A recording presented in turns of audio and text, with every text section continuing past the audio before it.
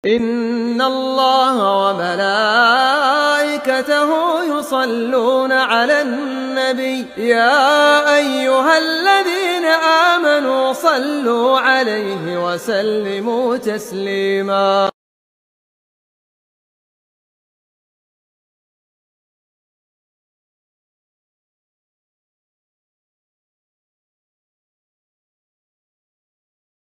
Ibnu Umar radhiyallahu taala anhuma, beliau sedang berjalan bersama muridnya Nafi' Maula bin Umar rahimahullah. Mereka berjalan berdua. Pada saat mereka sedang berjalan berdua, ada salah satu pengembala, bukan main musik, bersiul. Ibnu Umar tutup telinganya sambil berjalan dan bertanya kepada Nafi', hal sami'ta syai'an? Masih ada suaranya? Sampai menjauh dari suara tersebut. Lalu Ibnu Umar membuka telinganya lalu mengatakan, laqad ra'aitu Rasulullah sallallahu alaihi wasallam. Saya sudah pernah lihat Rasul sallallahu alaihi wasallam mendengar hal seperti itu dan melakukan hal seperti ini. Ditutup kupingnya. Jadi para santri itu bukan muslim pertama yang kayak gitu, bukan. Justru para sahabat mereka yang pertama seperti itu. Bahkan kata Ibnu Umar, Rasul pernah kayak gitu. Ikhwatah,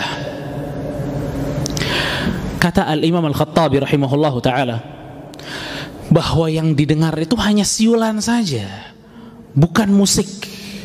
Lalu bagaimana dengan musik? Bagaimana dengan alat musik yang dimainkan? Itu memang sikap seorang muslim, gak denger musik. Di dalam Al-Quran terdapat 5 ayat yang mengharamkan musik. Di dalam hadis ada 14 hadis sahih yang mengharamkan musik. Di perkataan para sahabat ada 20 perkataan sahabat yang mengharamkan musik. Dan di antara ijma' kesepakatan para ulama ada 30 kesepakatan para ulama yang mengharamkan musik. Perlu basa-basi lagi masalah musik. Ikhwatah, para jamaah kaum muslimin yang dimuliakan oleh Allah Subhanahu wa taala. Di dalam surat Luqman ayat ke-6, Allah Subhanahu wa taala berfirman, "Wa minan nas may yashtari lahwal hadits liyudilla an sabilillah bighairi ilmin wa yattakhidhaha huzwa ulaika lahum adzabun muhin."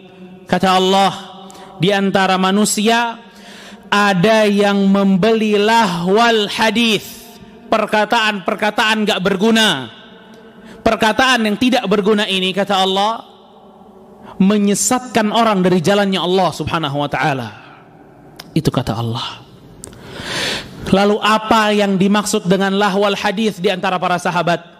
Muridnya Rasul sallallahu alaihi wasallam yang melihat sendiri ayat ini turun kepada Rasul sallallahu alaihi wasallam. Terdapat beberapa riwayat, salah satunya dari mufassir umat ini Ibnu Abbas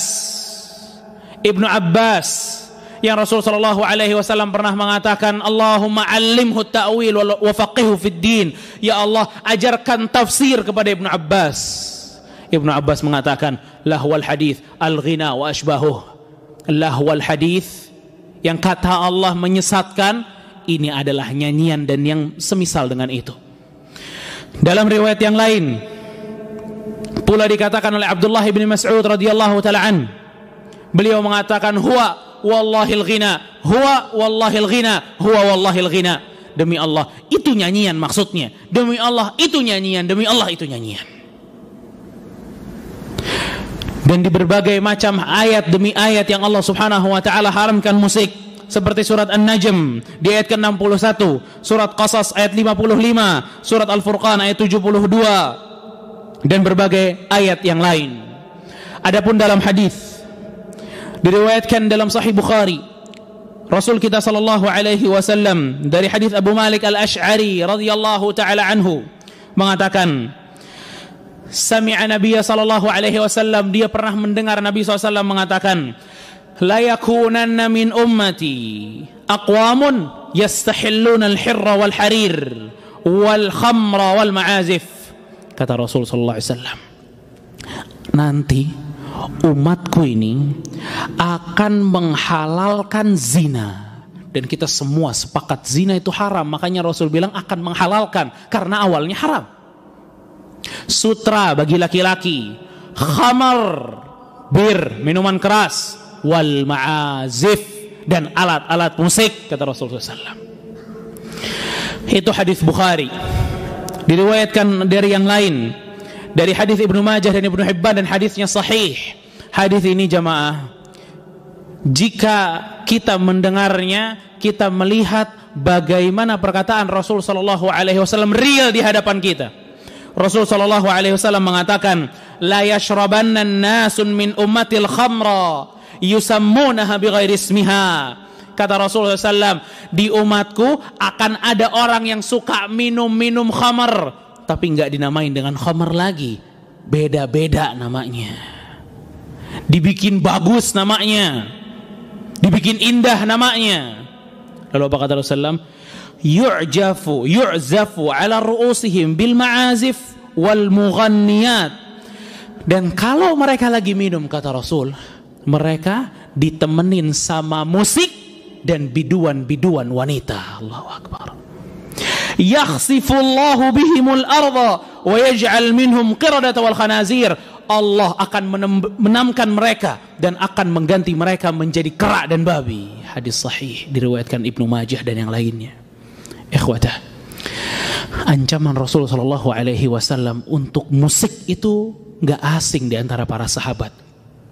Para sahabat itu bukan cuma satu yang ngebawain hadis tentang musik. Banyak dari para sahabat membawakan hadis tentang haramnya musik.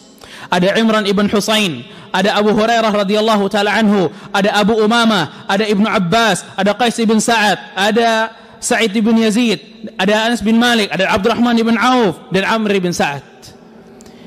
Maksud saya di sini menunjukkan hatta di tengah para sahabat ini bukan hal yang asing. Mereka tahu banyak hadisnya. Bahkan ikhwatah, kalau kita ingin menengok dari ijma', kesepakatan satu madhab ke madhab yang lain tentang masalah ini, kita akan dapatkan mereka sepakat tentang keharamannya. Salah satunya ulama dari Hanabilah Ibnu Rajab Al-Hambali rahimahullahu ta'ala, dalam kitabnya Fathul Bari, beliau mengatakan, wa ammal istima'ul alatil malahi wal mutribah al multaqah min wad'il aajim. Adapun mendengarkan dengan sengaja alat-alat musik yang dimainkan, famuharramun mujma'un ala tahrimih, maka hukumnya haram, sepakat akan keharamannya. Wala yu'lam an ahadin minhum rukhsah. Enggak pernah, kata Ibnu Rajab yang bilang, enggak pernah kami mendapatkan di antara para ulama ada yang memberikan keringanan masalah ini. Wa man nuqila rukhsatan, siapa yang bilang ada keringanan kok dalam masalah musik, faqad kadzaba wa iftara, maka dia telah berbohong dan menipu. Allahu akbar. Allahu akbar. Riwayat yang lain dari Al-Imam An-Nawawi rahimahullahu taala, ulama madhab Asy-Syafi'i yang paling banyak madhab ini tersebar di negeri kita, beliau mengatakan, al-mizmarul i'raqi wa ma yudrabu bihil autar, seruling-seruling dan gitar-gitar haramun bila khilaf, haram, enggak ada khilaf. Al-Imam Ibnu Qudamah rahimahullahu taala, beliau mengatakan, wa ama alatul lahwi kattunbur wal mizmar wa syabbabah, adapun alat-alat musik, fala qat'a fi, maka kalau ada orang menurut hukum fikih mencuri, maka tidak ada hukuman potong tangan. Kenapa? Alasannya yang bisa kita ambil jadi pelajaran, alatun lil ma'siyati bil ijma', karena alat musik tersebut adalah alat bermaksiat, dan ini kesepakatan para ulama. Allahu akbar. Al-Imam Al-Baghawi, Al-Imam Al-Haytami Asy-Syafi'i, beliau juga mengatakan, hadhihi kullaha muharramah bila khilaf, semua alat musik tersebut muharramah bila khilaf, haram, enggak ada khilafnya di situ. Wa man haka khilafan, siapa yang mengatakan di dalamnya ada khilaf, faqad ghalata aw ghalaba alaihi al-hawa, maka dia telah salah atau dia memang mengikuti hawa nafsunya.